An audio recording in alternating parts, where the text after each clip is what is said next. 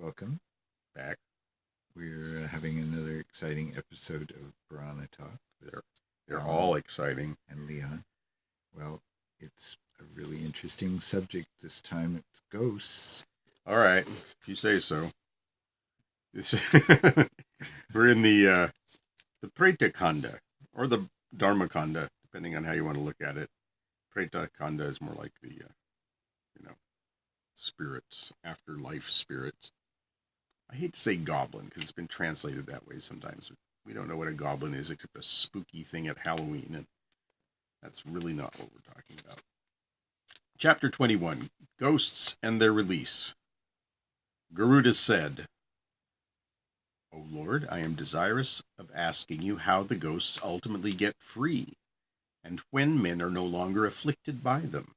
How do the symptoms of ghostly affliction decisively vanish? How can ghosthood be warded off, lest it should recur again? What is the time limit, if any, of ghosthood? In how many years does a long-standing ghosthood disappear utterly? The Lord said, I shall tell you how the ghost becomes free, and also how the person knows that he is tormented by a ghost. He, the ghost-afflicted man, shall explain the signs and symptoms to the astrologer. If he dreams of a holy plant like a champaka or a mango tree laden with fruits, or if he dreams of a Brahmin or of a bull, or of himself in a place of pilgrimage, or of the death of a kinsman, and if in dream he takes this as truth, this is all due to Preta dosha.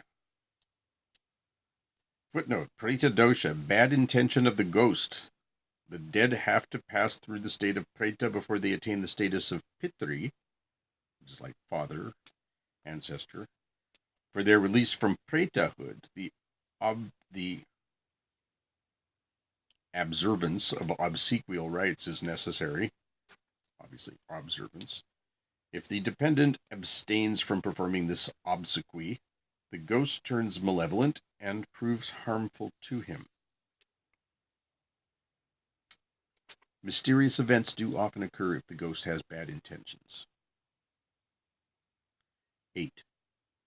If a person desires to visit a holy place, and his heart is set upon it, but somehow there is a break in carrying out his desire, that is due to the bad intention of a ghost. The evil intentions of the ghost come in the way of holy man, whose pious activities are disturbed at each step, or take an evil course, or if a person falls a victim of eradication and turns cruel. O Lord of Birds, that is due to the bad intentions of a ghost. If a person performs holy rites for the redemption of a ghost, he will find his actions fruitful. The ghost shall be satiated permanently. O Tarksha, take this as truth, that he who performs such rites becomes contented. There's a footnote, Tarksha, it just tells us that's an epithet of Garuda. I think because they've started another volume, they want to tell you things over again as if you hadn't read the one before it, which might be the case. O Tarksha, take this as truth, that he who performs such rites becomes contented. He will make his soul permanently wedded to weal. The ghost will have a long-standing satiety. When the ghost is satisfied, he will wish his kinsman well forever. There are certain sinful wicked ghosts who harass their descendants, but they too, when propitiated, cease to harass them. O Lord of Birds, they too, when their time comes, become free due to their son's rights, and they bless their kinsmen with opulence and flourishing wealth. The wretch of deluded soul, who in spite of seeing, hearing, and feeling the depredations of the ghost does not succor, is tarnished with the curse of the ghost. What does that mean? If you don't recognize that you're being haunted and do something about it, then you're going to continue to be bugged? Well, I think it's saying if you don't do the required thing when you know you have a ghost, whose fault is that? Yeah. That I think that's sort of what they're saying. Yeah, well, it's just sort of a a truism anyway. In every birth he takes, he will become extremely indigent, sick, devoid of progeny and cattle, and he may not get proper livelihood either. The ghosts perpetrate all these things. Then they go back to Yama's abode. From that place, when their evil actions wear off and the appointed time arrives, they get release. So there is eventual release for these troublesome ghosts. Either their descendants do something to satisfy them, or Yama sorts it out, or eventually, okay, your time's up here. You're gonna get reborn as a mosquito. No, wait, bunny rabbit. Yeah. It's close. Garuda said, sometimes astrologers say that there is an affliction of ghosts, but no specific indication is there as to the name of the ghost, his clan, etc. Neither bad dream nor harassing activity is observed. O Lord of deities, what should be done then? Please tell me precisely. The Lord said, Brahmins say only what is true. They never tell lies. Fully believing in what the Brahmins say, and the person, advised and warned of ghosts, shall devoutly pray to the mains, perform Purashcharchana, rite, and observe oblations to Vishnu.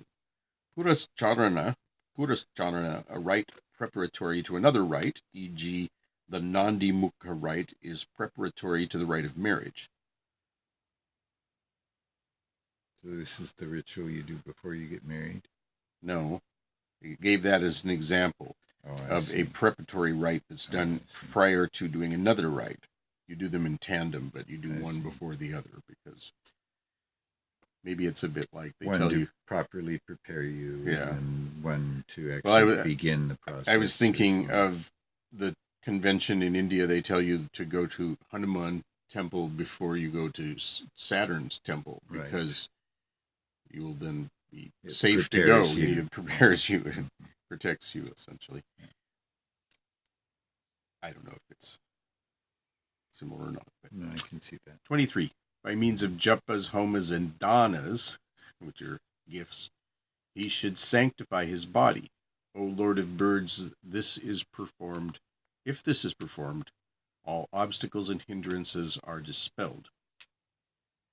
He is never afflicted by bhutas and pishachas, which it tells us are malevolent beings, instigators of evils.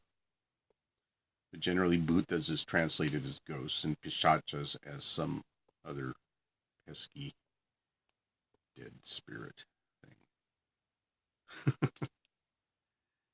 I don't know what you call these things. He's never afflicted by bhutas and pishachas or other sorts of ghosts. By performing rites of oblations to Narayana with the ancestors in view, he shall be freed of all sorts of affliction. This is my sworn statement. So this is God's sworn So basically they're saying that that's the most important thing is Homa?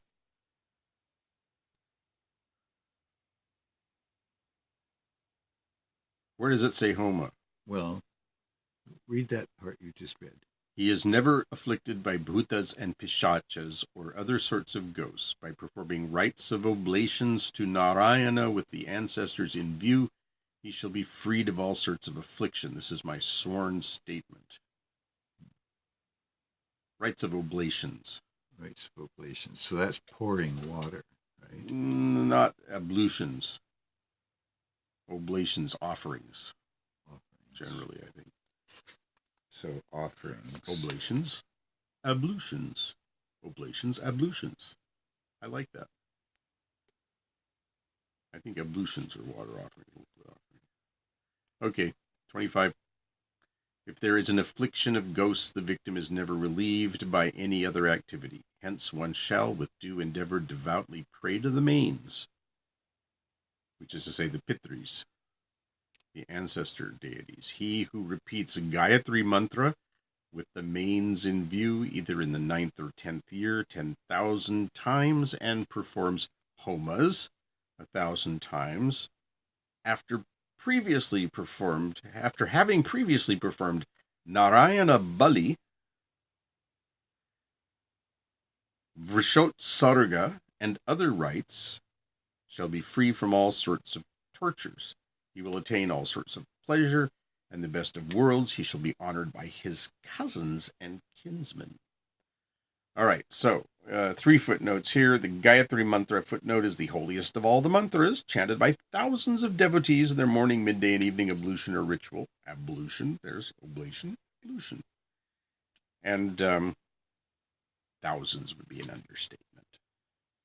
It is so called because it is composed of the Gayatri meter. It runs thus: Tat Saviturvarenyam Bhargo Devasya Dhimahi Diyo Yo Naha Prachodayat. And it often begins by convention with Om Bhur Bhuva Swaha. But that isn't really part of it. Like if you're counting the numbers. Yeah, if you actually want to get the 24-syllable mantra, this is it. So we've got 8s again, comes in times 3. 3. Show them how you count. I don't want to. Tatsaviturvarenyam. Gee. Bhargo Devasya Dhimahi. 8 again. Diyo Yona Prachodayat. 8. So you get 8 times 3 is 24. So, and the Gayatri Mantra is known for the 24 syllabic structure. And then the other footnotes are on Narayana Bali, which is a day-long rite performed by the descendants of the deceased who died without the rite of Deepadana, etc. at the time of death. Deepadana, literally lamp-gift, lamp-gift. No doubt refers to some specific rite done at the time of death. And if you don't give them to me again, lamp, Deepa, Dana, gift. Deepa, is D long I P A. Dana is D long A N A. And when I say long, it means line over it. And then, of course, Vrishotsarga is the rite of releasing the bull in honor of the deceased. Seems to be the favorite one of this Purana, at least. If you do all this, even your cousins will like you. And the ghosts will be no longer hungry and bothered. Yes, ghosts. This is all to remedy that. See. 28. There is no Godhead on par with either one's father or mother. Therefore, one should always worship the mains with hearty devotion. Worship your ancestors.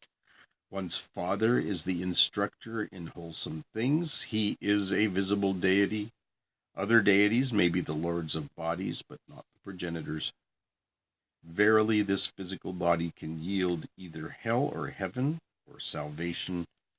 Who is more worthy of respect and honor than he, due to whose favor one is born in bodily form? After pondering over this, if one gives anything to the Pitris, O bird, that returns to him which he enjoys. This is what those who know the Vedas say.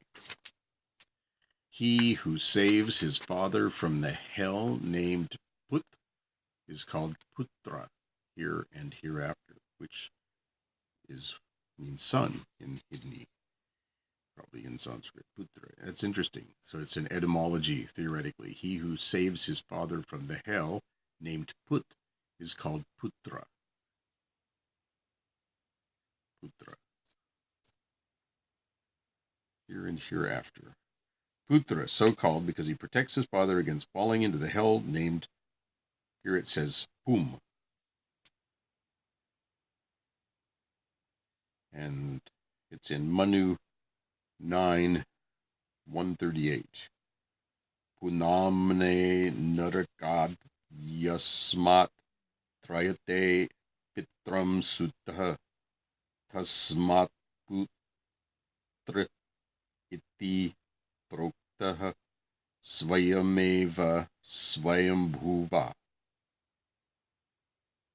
That gives us some idea what these might have sounded like in shlok form. Yeah, if I read them with more facility than I did. Yeah. Well, you were just sort of looking. I was sight reading. Yeah. But yeah. But this gives you some idea what the meter might have been, or what the rhythm structure was like. Yasmat Trayate Pitram Sute. That's the first one. And Tasmat Putra Iti Proktaha Swayameva Swayambhuva. Okay. Yeah, I think that's good. If one's father or mother dies, either due to accident or due to foul play, one shall have to adjourn religious rites, pilgrimages, nuptial rites, and the annual shraddha. He who reads this chapter entitled Swapnadhyaya, or hears it, wherein the various dream symbols of ghosts have been indicated, will never see the same again. And it says parenthetically, meaning he will not be afflicted by ghosts. But I like, he will never see the same again. This will change you. And the chapter entitled Swapna Dhyaya. Swapan is dream. Swapna. Adhyaya. I wish I could tell you what Adhyaya means, because I should know. But as usual, I will embarrass myself by not remembering. Well, very interesting stuff. Yes. A lot of this was remedial, like how do you know you have a ghost? And then what do you do about it? Mm-hmm. And it wasn't as long-winded as the last chapter on how do you know you have a ghost. But, right.